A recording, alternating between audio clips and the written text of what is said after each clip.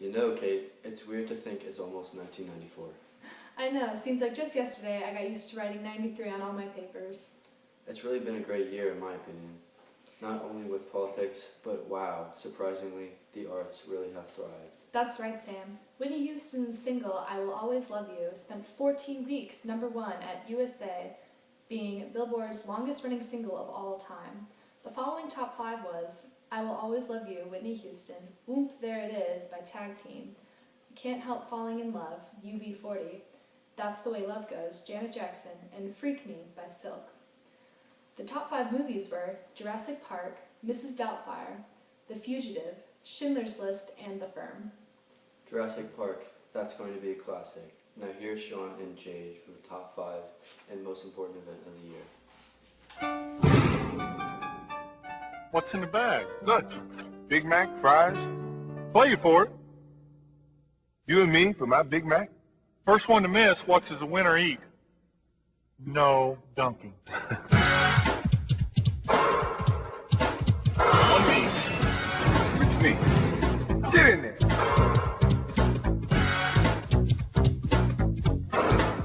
Off the floor, off the scoreboard, off the bank board, no rim. Over the second rafter, off the floor, nothing but net. Through the window, off the wall, nothing but net. What you want is what you get, and God of the day. Off the expressway, over the river, off the billboard, through the window, off the wall, nothing but net.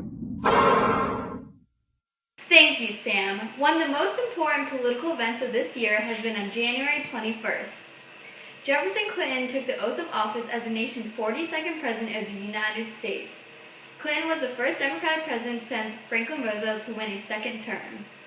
The administration has a mixed record on taxes, but produced the first federal budget on 1969. Clinton is now trying to reform healthcare, but looking at the Republicans, it seems as though they may have an opportunity to take over the House and Congress. Along with that, Rodney King, leading the police on a high-speed chase through Los Angeles on March 3, 1991, finally trialed earlier this year on March 9th, becoming one of the most prominent police stories. In case you don't remember, George Holliday videotaped the beating from his balcony and released the video to the press, leading for the King's release immediately. The 2 police officers involved were put on trial.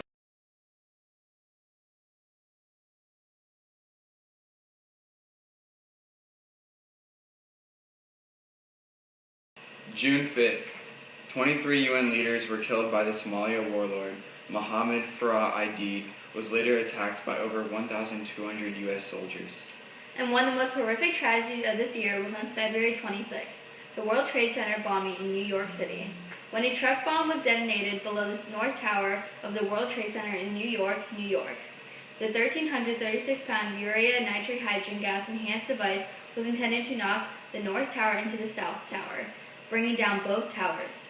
It failed to do so, but resulting in killing 6 people and injuring more than 1,000. On April 30th, CERN's directors made a statement that was a true milestone in Internet history. On this day, they declared that www technology would be free usable by anyone, with no fees being payable to CERN. Now back to you, Sam.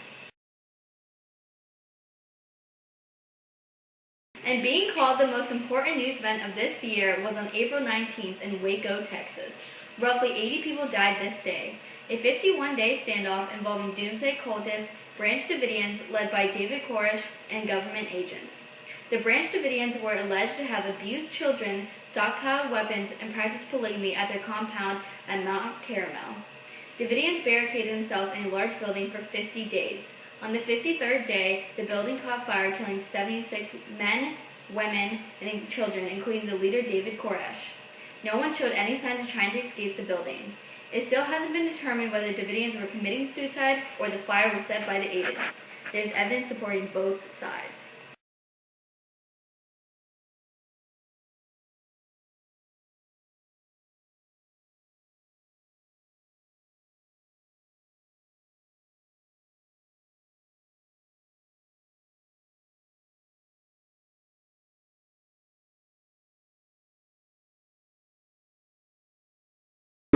under arrest.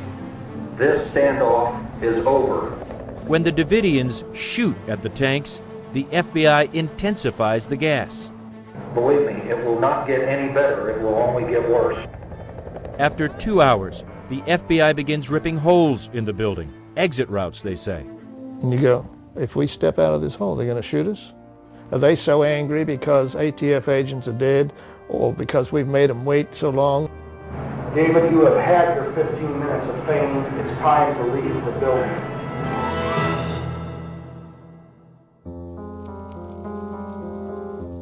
An hour later, there's smoke and fire. We can work through this. Don't lose control of this, David. Don't lose control of this. Flying above the complex, an infrared camera records the fire as a bright plume. David, don't do this to your people.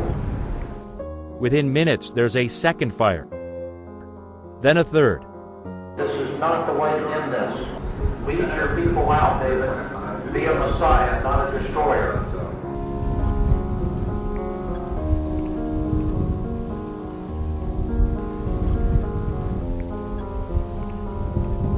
After 45 minutes, the building is engulfed. Only 9 people would make it out.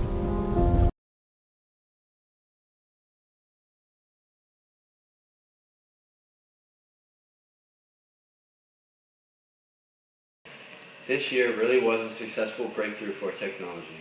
Space Shuttle Endeavour mission to repair an optical flaw in the Hubble Space Telescope took place. I was hoping you would say that Dyson sold the first bagless cyclonic vacuum cleaner. Manufactured by Sharp, the Apple Newton Messenger Pad was one of the first ever personal digital assistants, PDA, a term coined by Apple's then CEO, John Sculley. Its built-in handwriting recognition was Newton's most unique and interesting ability. The handwriting recognition inkwell technology was ultimately ported to the Mac OS X. It hasn't really taken off there either. And now a word from our sponsor. Early October, a university researcher in Washington cloned a human embryo, splitting embryos into identical twins or triplets. This appeared to be the first time such a feat had been reported. The scientist, Dr. Jerry L. Hall of George Washington University Medical Center, reported his work at a recent meeting in American Fertility Society. This experiment was not a technical breakthrough, since he used methods like this commonly on animals, but it did open a range of practical and ethical questions. Really an astonishing discovery, Sam. The Nobel Prize in Physiology and Medicine, 1993, was awarded jointly to Richard J. Roberts and Philip A. Sharp for their discoveries of split genes. Now here's Sean for the sports records of the year. Kate, for you Dallas fans, Super Bowl 27 triumphed against the Buffalo Bills with a leading score of 52-17. Buffalo led 7-0 until their record-breaking 9 turnovers helped the Cowboys take the lead for good, turning into 35 points late in the opening quarter. Troy Aikman passed 4 touchdowns, rushing Emmitt Smith for 108 yards. Dallas's win was its third in its record, being the 6th Super Bowl appearance.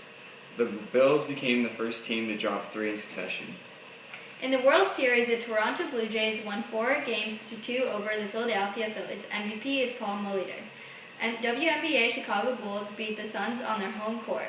For the NBA Finals, Chicago Bulls won 4-2 over the Phoenix Suns to complete their first three-peat of the decade. Michael Jordan averaged a final score record of 41 Overlooking the points per past fashion-forward year, we were very influenced mainly by the Seattle grunge scene and bands like Nirvana and Pearl Jam. This mainly comprised of flannel shirts in earthy colors, European-style sneakers, and rugged logger boots.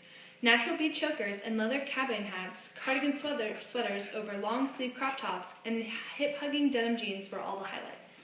And now we'll go to Sam and Sean with the issue of the day. This year, President Bill Clinton signed the Omnibus Reconciliation Act of 1993 into law after being enacted by the 103rd United States Congress. The act is also known as the Deficit Reduction Act. You know, Sam, Clinton, Not only did this, but was determined to overhaul healthcare in the U.S., and actually made his wife Hillary the chair of the president's task force on national healthcare reform on January 25, 1993. In my opinion, this is outrageous. Medicare taxes were repealed, Social Security benefits were raised, and transportation fuels taxes were raised by 4.3 cents per But keep gallon. in mind, the government was also able to raise additional revenue, which helped balance the budget, which began.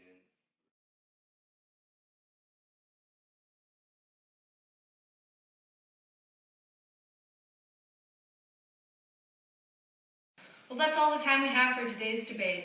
See you next time on CNN News at 5.